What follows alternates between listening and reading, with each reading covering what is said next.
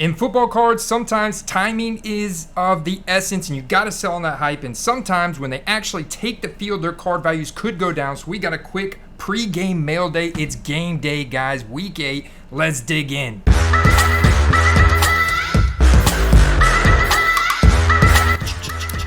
All right, let's dig in. Game time in just a couple hours. Got a nice little defensive battle here between the Jags and the Broncos over in London. Now this is a speculative buy, but it is he's gonna have run the rest of the season, and so that's why ultimately I bought it. It was a move the coaching staff or the team was looking to make for a while. You could tell. Let's see. Thanks for your business from Raylan's dad. God bless. Oh, thank you. So this is a card, though, I do not want to try and get greedy on.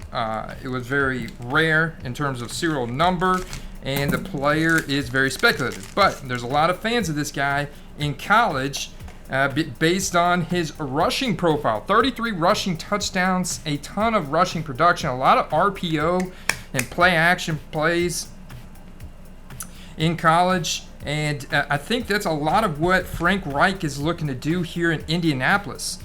If you look at his past resume, you know, he's been on teams where they've done a lot of RPO-style offenses, and I think that's what Frank Reich is ultimately looking to get to, and I think that's what Sam Ehlinger gives them. Gives them that type of upside. You see the success that the teams have running that kind of offense, as most recent as the Bears beating New England on Monday night, right? So we got a 9 out of 15 here. We have a, this is a select from Chronicles, so this would have been 2021, second year, Sam Ehlinger, right? Rookie card, in-flight, on-card autograph. Actually, card is in really good shape. You can see a tiny bit of OC here left to right. Not a card I'm going to get graded. It's a card I purchased for $69.99. When you add shipping and tax, came out to $80. So I'm going to list this right now for $200 OBO. See if I can capitalize on the hype. They're playing the Washington Commanders today, who's, you know, secondary can easily be had. So I also think with the running offense that they could put together between Jonathan Taylor and Sam Ehlinger, I'm actually excited about his outcome. Matt Ryan's been benched for the season. Here we go. Want to get it listed. Love this. Love the scarcity on this compared to the price point. So I bought this immediately as I saw the Twitter notification. Have my notifications turned on for very specific Twitter accounts that I know to be very reliable and accurate. As soon as I got that notification, I'm like, okay, Matt Ryan's out for the season. This guy's got rushing upside. He's super young. You know, Indianapolis Colts are desperate for that quarterback piece to fit in. He also flashed big time in the preseason. He put up over 570 yards and threw for a few touchdowns. So and rushed for one. So that's the kind of upside I'm looking for. I think I might be able to capitalize on this before game time. And if not, hopefully he has a good game against Washington today. And I can squeeze a few more dollars about it. But if I list this at $200 and accept offers like around $150, that still gives someone with this type of scarcity a lot of upside, you know, potential upside if he goes out and exceeds expectations. So that's kind of the thought process there. Now, I do have one more that I wanted to open up. Let's see. Yeah, it's this one right here. I got a couple more over here, but I got to be quick. It's 11 o'clock. Got a lot of stuff to do today. If you guys are enjoying the style of content, if you're new here, quick reminder, my name is Andy. I posted up a ton of prop bets, and we do all things fantasy football, NFL betting, football cards, all day, every day. Make sure you hit that subscribe button. Stay tuned tomorrow. Every Monday, we go through the top 10 risers. Here I've got the most efficient quarterback in the NFL, sitting alone the top of the NFC West, Seattle Seahawks. Dude, watch out. Be prepared to have a potential Marquise Goodwin explosion day. Really digging this matchup here against the Giants in Seattle. Here we have a Geno Smith, Panini Contenders, rookie ink. Got that beautiful cursive rookie ink. So another on-card autograph. Card's actually in very good condition here. I would say just from looking at this, the surface looks really good. These corners look really good, and that's not easy to say for a 2013 card. No serial number, but for the price point I was able to pick this up at for just $21. I wanted to capitalize on the Geno Smith because we've seen a larger sample size now to know that, and I kind of think he's here to stay. I don't think he's going to turn back into a pumpkin now after 6-7 games. So yeah, I'm definitely buying into the merit that he's put up so far this season. I mean, he's putting up a solid case thus far, you know, for MVP. If Seattle can lead to a few more wins, you know, big matchup today against the Giants, who are 6-1. But the Giants secondary is not anything to really be afraid of.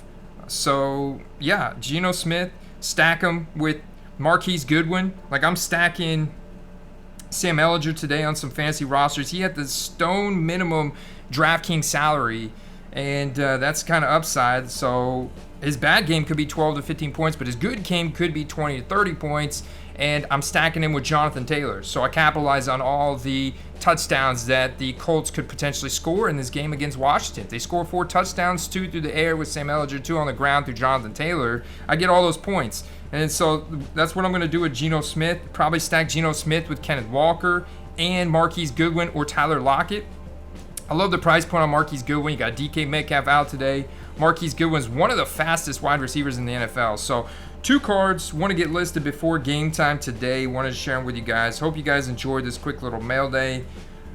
Good luck to all of you today in your prop. Actually, I'll share some of my favorite prop bets with you real quick on UnderdogFantasy.com. Promo code Quest. I'll share those with you real quick before we get out of here. Now remember, promo code Quest gets you an instant 100% deposit bonus, and you can come in here and play the over/under on these players' individual stats. So you can also do this for halftime. I'm telling you guys, halftime is an easy way to take advantage of watching the first half of a game, understanding how teams are playing through the first half, and then understanding how they might want to adjust for the second half. So let me share some of the live pick'em slips that I've got going. So yeah, you can see my picks for this game. I've got the one pick from Trevor Lawrence already. That was a pretty easy one going up against Denver's staunch secondary. Russell Wilson needs to get it going here on the passing yards, and Cortland Sutton. But this could be one reception. I could hit this from Sutton, and Russ is halfway there. So hopefully they pick it up there. And then, you know, I'll share with you, I like attacking this game from both the daily fantasy and the pick'em standpoint.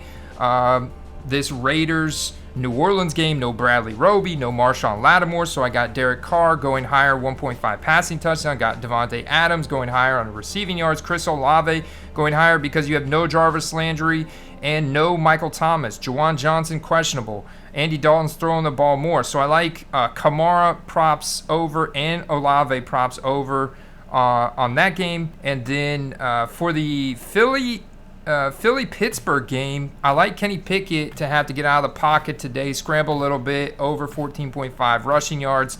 Eagles secondary is very good. Expect them to cover those Pittsburgh receivers pretty tight, and Pickett have to get out of the pocket. I also like potentially playing a Dallas Goedert over in this game, but I've got Hurts over higher 30 passing attempts. I don't think he's got to rush as much in this game. I kind of like the passing attempts. There's also a rushing touchdown prop for Hurts I like in this game.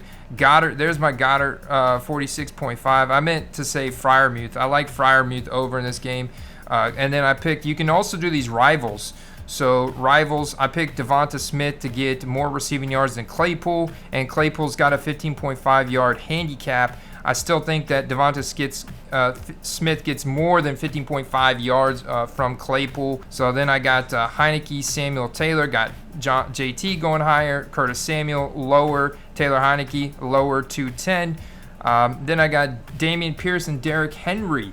Got Malik Willis starting in this game for the Tennessee Titans. I like that to be more of a focal point on Derrick Henry. And then Damian Pierce, I like him to go lower against the Titans. And I think Davis Mills is going to have to throw the ball more in this game. So just looking for Damian Pierce to kind of buck the trend. And I went with a 5-pick parlay on this Carolina-Atlanta game that I do think could actually hit the overs on this, just because the lines for Marcus Mariota passing yards are incredibly low. Anytime I see a line that low, it's insanely low. That's how little they're passing. I think they've got to recognize what they're doing and kind of buck the trend today. So that's what I'm betting on there. And I'm betting PJ Walker. This is his shot. He's officially, you know, Sam Darnold's healthy, Baker Mayfield's healthy, but they're giving PJ Walker the shot here. So I think he opens it up and they see what they got in him from a passing standpoint with no more Christian McCaffrey. And I think they throw the ball more. So Terrace Marshall, 26.5. DJ Moore, 62.5. If you pick the over on PJ Walker, it makes sense to stack them. And then I got some Rodgers and Buffalo picks going tonight. Singletary higher on the rushing. Knox on the receiving. Jones receiving. Rodgers receiving. Rodgers passing attempt. 35.5 pass. All right, guys, enjoy the game today. Appreciate you stopping by. I'll see you guys tomorrow. Peace.